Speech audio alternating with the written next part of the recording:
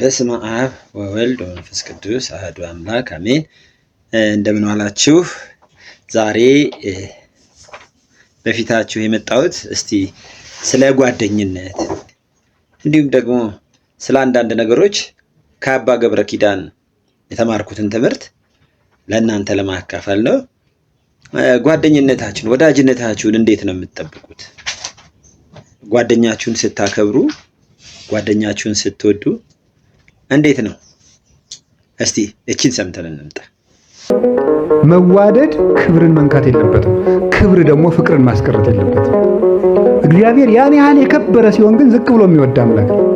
ከድሃ ቤት የሚገባ የእኛን ሥጋ የለበሰ በእኛ ቃል የተናገረ በእኛ ምድር የተመላለሰ የእኛን ውሃ የለመነ የእኛን ቁራሽ የለመነ ነው ዝቅ ብሎን የሚወደን።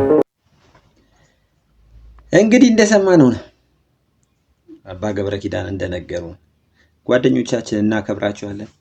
ክብራችንስ ፍቅራችንስ እንዴት ነው? እንደዚህ እንዲሆንልን እግዚአብሔር ይርዳል። ቀጥሎ ያለውን ደግሞ እስቲ ሰምተን እንምጣ።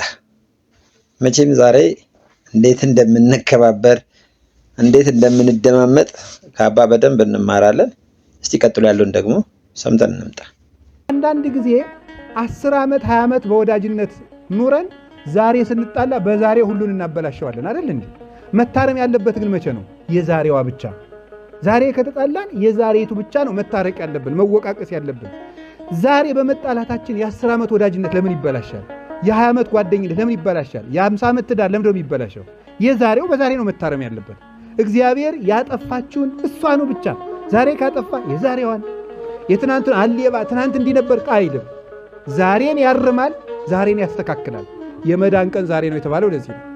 በአንድ ችግር ምክንያት የሰውን ማንነት መፈረጅ ማቆም አለብን።